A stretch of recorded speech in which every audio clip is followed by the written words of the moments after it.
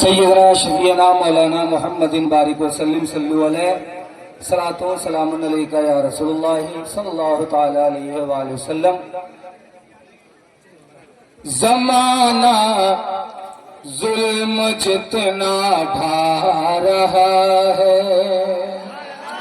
زمانہ ظلم جتنا ڈھا رہا ہے، زمانہ ظلم جتنا ڈھا رہا ہے، زمانہ ظلم جتنا ڈھا رہا ہے،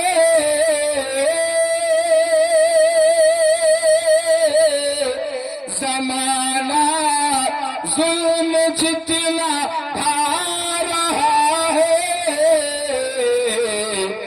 نبی سے عشق بڑھتا جا رہا ہے، نبی سے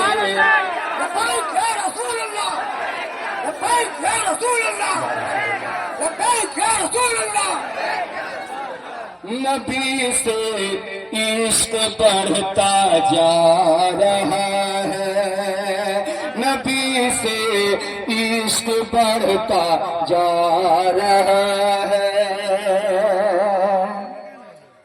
جو گستاخ نبی ہے وہ یقیناً، جو گستاخ نبی ہے وہ یقیناً، جو گستاخ نبی ہے وہ یقیناً جہنم کا ٹکٹ بنوا رہا ہے، جہنم کا ٹکٹ بنوا رہا ہے۔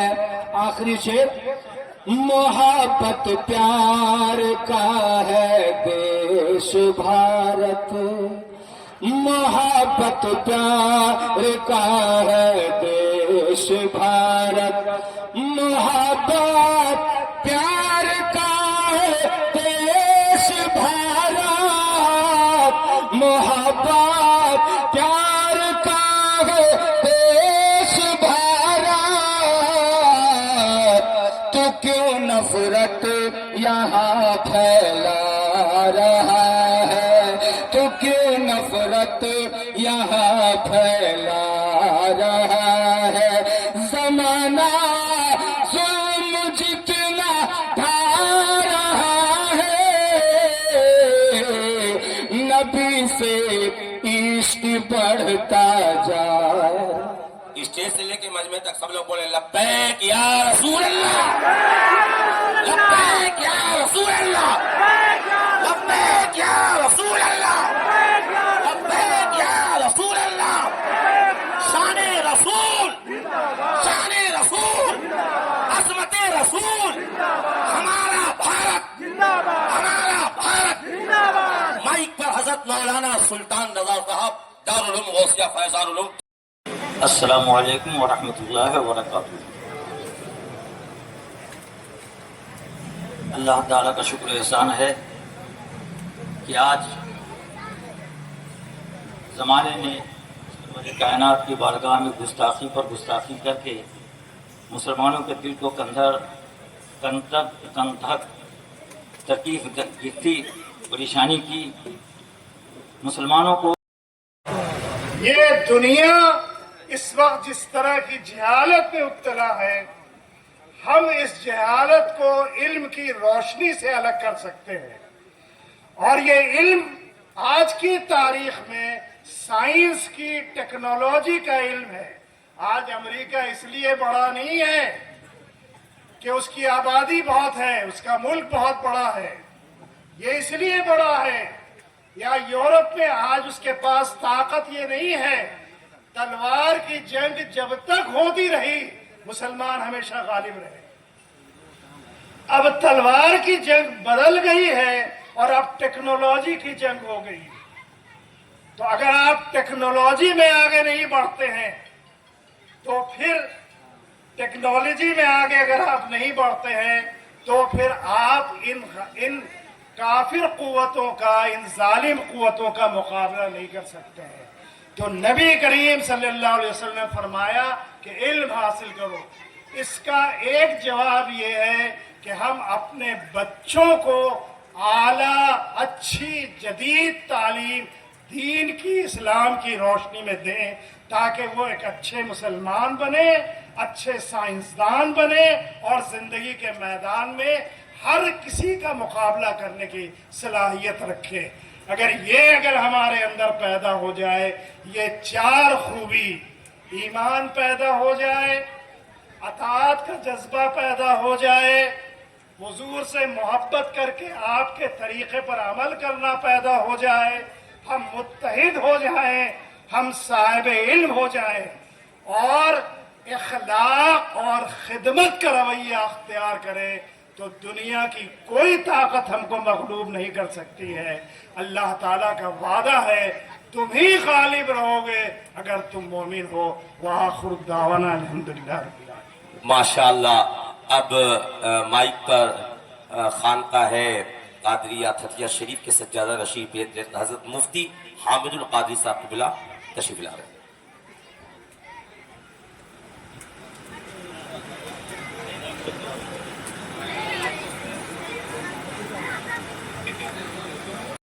अब हमारे दरमियान कलमा पढ़ता हूँ, बुरा कहने वाला नहीं जानता है तो काबिले माफी है, जो किसी के कहने पे कह रहा है वो काबिले माफी नहीं है।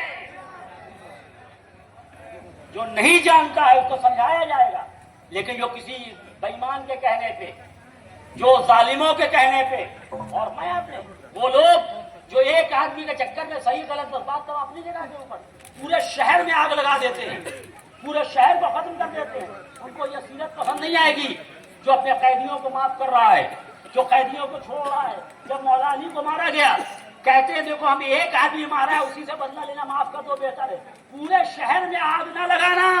अब देखिए इस्लाम में ये एक गलती करे, पूरे शहर में आग ना लगाना। जो पूरे शहर में या मुल्क में आग लगा रहा है उसे ना मोहम्मद की सीरत की नजर आएगी, ना आले मोहम्मद की आएगी, ना उनके चाहने वालों की आएगी। अब मैं एक जुमला कहना चाहता हूँ, इसीलिए को लेकर यहाँ पे तमाम दीन के जानकार लोग बैठे हुए हैं, वो लोग आपसे बात कर रहे हैं, लेकिन मैं जो समझ पाता हूँ कि ये जो बातें कही जाती हैं ये कहीं से भी इसको धार्मिक कलेश के रूप में नहीं देखना चाहिए। ये हिंदू और मुस्लिम की बातें हैं, इसलिए इस तरीके की बातें कही जा रही हैं। ये कहीं से धर्म की बात नहीं है, ये बात सियासत की है।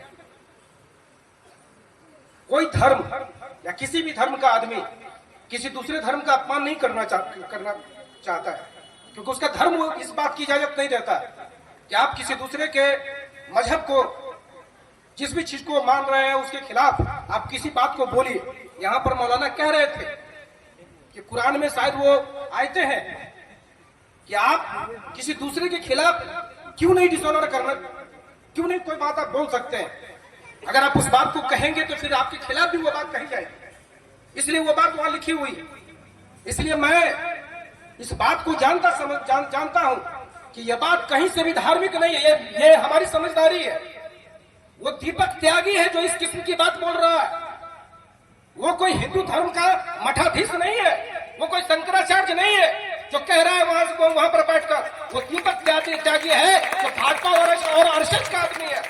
उसने अपने नाम में सरस्वती लगा लिया, उसने अपने नाम में सरस्वती लगा लिया, तो सरस्वती लगाने से कोई शंकराचार्य थोड़ी हो जाएगा, वो शंकराचार्य नहीं होता। 1992 से पहले भी जो हमारे मसाइल थे, हम लोग एक जगह पर रहते हैं, हमारे हो सकते हैं मामले, एक ही जगह पर जो है मंदिर और मजार दुरुस्त साथ में हिंदुस्तान के सरजमीन पे चल रहा है और चलते रहे। उसमें कुछ मसाइल भी होंगे, कुछ मसले भी होंगे, उन मसलों को हम लोग अमन और भाईचारे के साथ बैठकर हम लोग हल करते आए हैं आज तक। लेकिन पूरे मुल्क ने देखा कि किसी भी हिंदू धर्म के धर्माचार्य ने हिंदुस्तान की यात्रा नहीं की राम मंदिर निर्माण के लिए। राम मंदिर के निर्माण के लिए इस देश के अंदर भारतीय जनता पार्टी का एक नेता पूरे देश के अंदर में निकला और पूरे देश में दंगों की कतार लग गई। ये सियासी बातें हैं, ये सियासी चीजें हैं اور میں آپ تمام لوگوں کو کہنا چاہتا ہوں کہ جب ہم لوگوں نے انصاف منچ بنایا تھا اور انصاف منچ کے ذریعے بہار میں جب آندولن چل رہے تھے تو اس سمے جو آپ لوگوں کے بیچ مجھے جو بیٹھنے اٹھنے کا جو موقع ملا ہے اور میں جو قرآن کو سمجھ پایا ہوں، میں جو سمجھتا ہوں کہ قرآن وہ چیز ہے، آدمی ایک بچے کے روپ میں اس دھرتی پہ جنم لیتا ہے، چاہے کسی بھی وہ دھرم کا ہو، قرآن پڑھنے کے بعد قرآن میں جو لکھی ہوئی چیزیں ہیں اس کو سمجھنے کے بعد کوئی ایک پورا ایک آدمی کوئی انسان کے طور پہ کھڑا ہو سکتا ہے، تو وہ باتیں قرآن میں لکھی ہوئی ہیں۔ اور کئی باتوں کو میں اس کو اٹھاتا ہوں کہ قرآن میں جو لکھی ہوئی باتیں ہیں، جن باتوں نے کہا کہ ہم کو ہر انیائی کے خلاف کھڑا ہونا ہے، ہر انیائی کے خلاف ہم کو لڑنا ہے، مضبوطی سے اگر روک سکتے ہیں تو اس کو روکنا ہے، اگر نہیں روک سکتے ہیں تو آواز اٹھانا ہے، یہ باتیں لکھی ہوئی ہیں۔ لیکن میں دیکھتا ہوں ادھر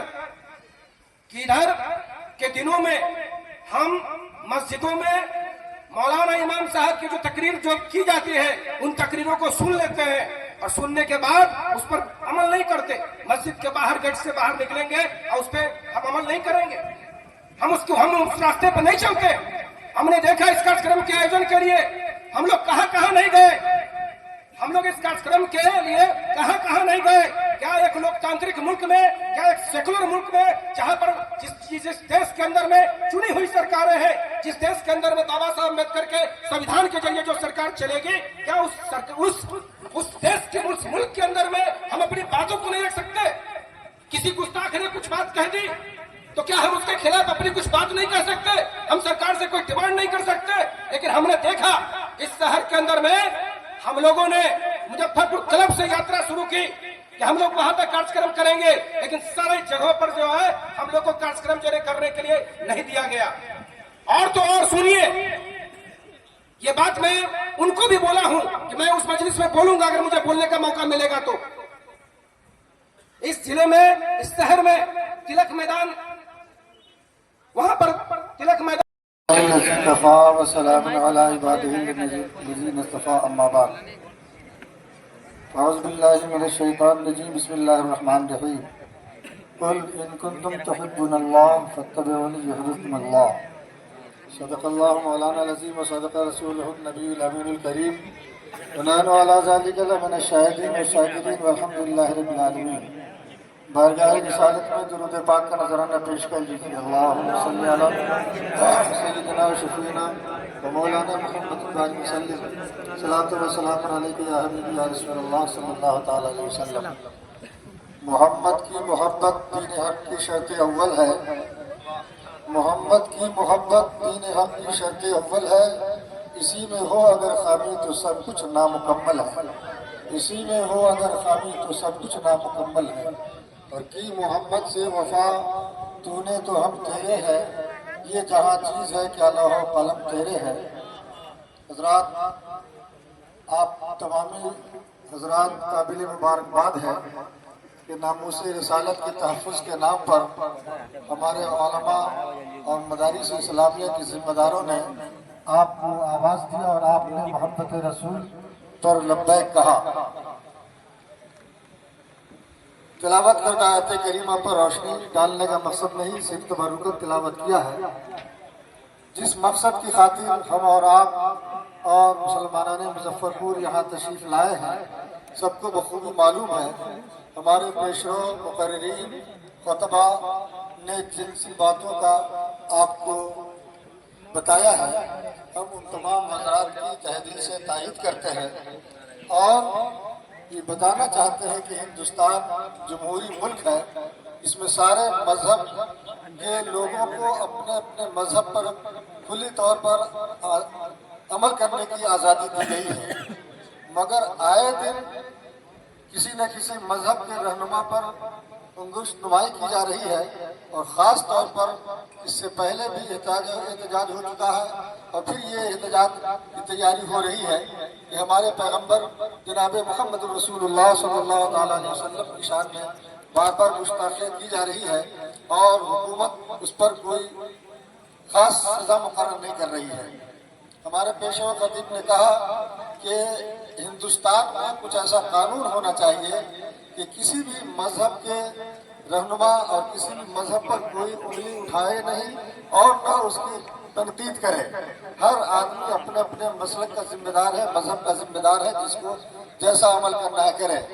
مگر ہمارے پیغمبر جناب محمد رسول اللہ صلی اللہ تعالیٰ علیہ وسلم کی شان میں اگر گستاخی کریں گے تو آج سے 1450 سال پہلے ایک چھوٹے بچے نے سنا کہ کسی مردود نے ہمارے نبی کو برا بھلا کہا ہے، تو اس کی عکاسی کسی شاعر نے کی ہے کہ قسم کھائی ہے مر جائیں گے یا ماریں گے ناری کو، قسم کھائی ہے یا مر جائیں گے یا ماریں گے ناری کو، سنا ہے گالیاں دیتا ہے وہ محبوب باری کو.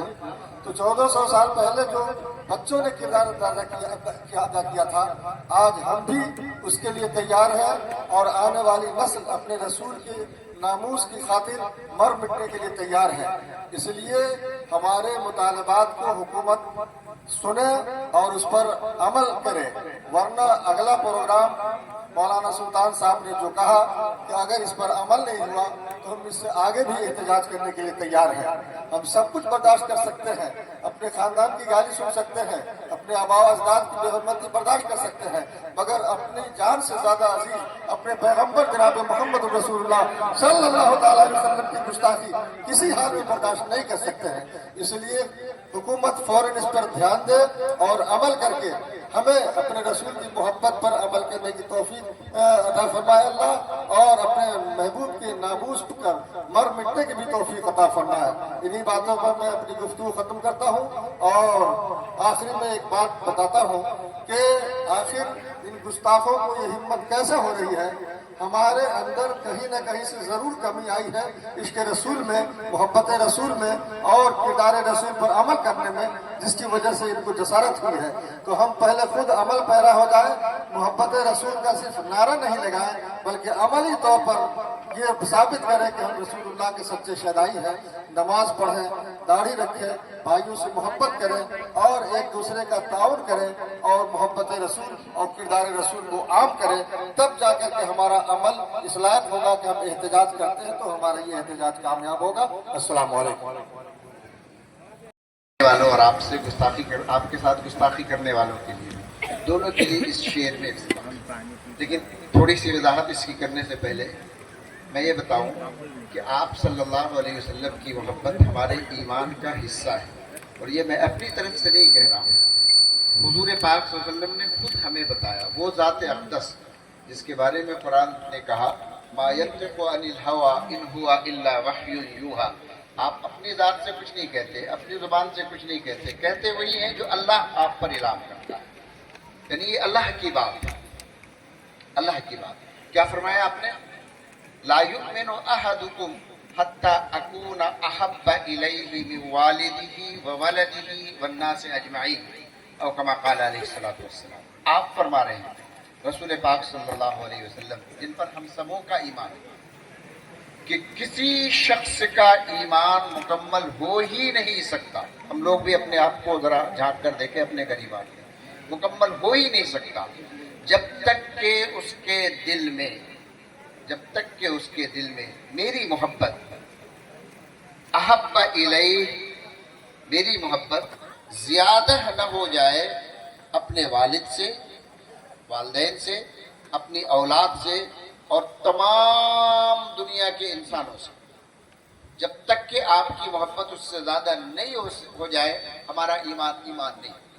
اب اس روشنی میں سنیں کہ جو علامہ اقبال فرما رہے تھے کہ اللہ تبارک و تعالیٰ لوح و قلم کے لکھنے پر قادر ہے، بدلنے پر بھی قادر ہے. اگر ہم نے آپ صلی اللہ علیہ وسلم کی گستاخی جیتے جی گوارا کر لیا تو ہمارے واسطے، ہماری کمینگی کے واسطے کوئی الفاظ نہیں ہے، سب کے سب ہیج ہوں گے کہ ہم کتنے بد ہیں، بد سے بدتر ہیں کہ ہمارے جیتے جی ہمارے رسول پاک صلی اللہ علیہ وسلم پر کوئی انگلی اٹھا دے اور کوئی کچھ بات کہہ دے. ہم تمام لوگ اپنی عزتیں تو گنوا سکتے ہیں، رسول پاک صلی اللہ علیہ وسلم کی عزت نہیں گنوا سکتے. اگر ایسا کیا تو اللہ تعالیٰ ہمیں عزت دے، اور اگر ہم اپنی عزت میں کوشاں رہے ہم سب جیتے رہے مستیوں میں، چاہے دولتوں میں، گھروں میں، عمارتوں میں، تعلیم میں، کسی چیز میں بھی جیتے رہے اور رسول پاک صلی اللہ علیہ وسلم کی عزت پامال ہوتی رہی تو ہمارا جینا بیکار، ہمارا جینا بیکار۔ اس جینے سے 1000 درجہ بہتر ہے کہ اس سے پہلے آدمی مر جائے۔ لہذا ہمیں فیصلہ کرنا ہوگا اس وقت میں، ہمیں اگر جینا ہے تو رسول پاک صلی اللہ علیہ وسلم کی عزت و ناموس کے ساتھ جینا ہے، ورنہ ہم سبوں کو مر جانا گوارا ہے۔ رسول پاک صلی اللہ علیہ وسلم کی ناموس پر انگلی اٹھ جائے یہ گوارا نہیں، ہمیں یہ فیصلہ کر کے اٹھنا ہوگا۔ اللہ تعالیٰ ہمیں بھی اس کی توفیق نصیب فرمائے، ہمارے سامعین کو بھی۔ السلام علیکم ورحمۃ اللہ۔ جو ہمارا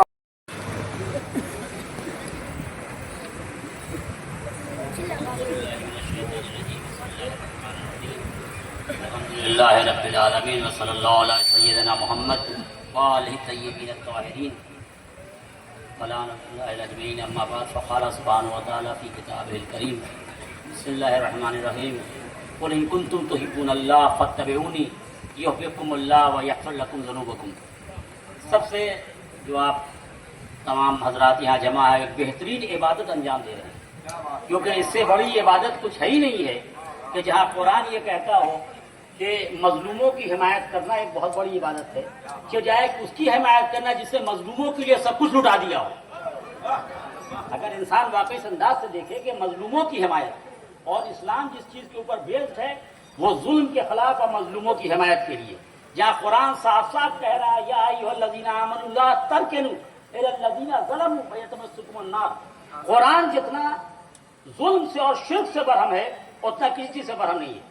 اور جب ظلم اور شرک کا معاملہ ساتھ آتا ہے تو اللہ صاف کہتا ہے میں شرک کو برداشت کر لوں گا، ظلم کو برداشت نہیں کروں گا۔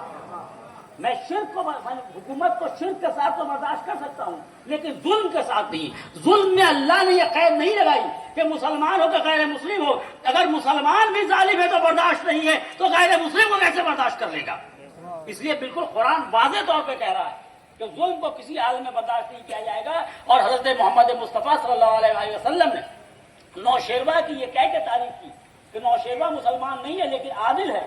حضور نے ایک اصول بنا دیا اور آپ نے کہ جو عادل ہے اس کی تعریف کرو چاہے وہ مسلمان نہ ہو، اور جو ظالم ہے اس کی برائی کرو چاہے کوئی بھی ہو۔ تو اسلام کی بنیاد جو ہے وہ ظلم کے خلاف ہے۔ اسلام نے ظلم کے خلاف سب کچھ قربان کرنے کی نصیحت دی، اور اللہ کے نیک بندوں نے، اللہ کے ولیوں نے ظلم کے خلاف سب کچھ قربان کر دیا۔ اور جو ظلم کے خلاف کھڑا نہیں ہوتا ہے نہ اس کی کوئی عبادت قبول ہے نہ اس کا کوئی عمل قبول ہے۔ تو جب ظلم کے خلاف کھڑے ہونا ایک بہت بڑی عبادت ہے تو جس نے ظلم کے لیے بدر و خندق و حنین و احد میں جنگ کی ہو، جو ظلم کے خلاف اس طرح ہو کہ آج سمجھنے کے لیے جو میں کہنا چاہتا ہوں، بس 2-4 باتیں آپ کی خدمت میں، کہ آپ خود اہل علم اہل مطالعہ ہیں اور دنیا کو دیکھ رہے ہیں۔ دیکھیے ہوتا کیا ہے سارا معاملہ، وہ صرف ایک یہ ہے کہ جب تک کہ سمٹم پتہ نہیں چلے گا، ڈائگنوسس نہیں ہوگی، دوا نہیں چل سکتی۔ سمٹم کا پتہ چلنا بہت ضروری ہے۔ یہ آدمی کل تک سچ بول رہا تھا، جھوٹ کیوں بولنے لگا؟ کل تک یہ چلنے میں ایسے سینے میں درد نہیں ہو رہا تھا، اب کیوں ہونے لگا؟ معلوم ہوا اس نے کل 2-4 دن سے روغن کھانا شروع کیا ہے۔ جب روغن کھانا شروع کیا ہے تو سینے میں درد ہو رہا ہے، ویسے اس نے حرام کھانا شروع کیا ہے تو گستاخ رسول ہو گیا ہے۔ یاد رکھیے گا ہر چیز کی ایک علت ہوتی ہے، ایک علت ہے، اور اس علت کے بغیر کچھ نہیں ہوتا۔ علت و معلول، کاز اینڈ افیکٹ، یہ پورا یونیورس کاز اینڈ افیکٹ کے اوپر ہے۔ نیوٹن نے بھی کہا every action is equal to reaction. بالکل صاف سی بات ہے، جب انسان ہم جنس پرواز، جو جیسے ہوتے ہیں ویسوں کے ساتھ رہتے ہیں، جو جیسے ہوتے ہیں ویسوں کے ساتھ زندگی بسر کرتے ہیں، یہ اصول بنا ہوا ہے۔ اس وقت آپ ذرا دیکھیے، اور یہ سیرت پیغمبر اسلام حضرت محمد مصطفیٰ صلی اللہ علیہ وسلم کی سنہرے حروف پہ لکھی جانی چاہیے، جس سے ہر جگہ ہر انسان، خاص کر کے جوان لڑکے اس ہر جگہ منتشر کریں، لوگ نہیں جانتے انہیں معلوم ہو۔ آج یہ دنیا سینکشن کی دنیا ہے، تھوڑی سی بات ہو پانی بند کر دو، کھانا بند کر دو، بچوں کی دوا بند کر دو۔ پورا فلسطین ہماری نظروں کے سامنے ہے، پورا فلسطین، اور فلسطین میں اسرائیل میں کوئی طاقت نہیں ہے۔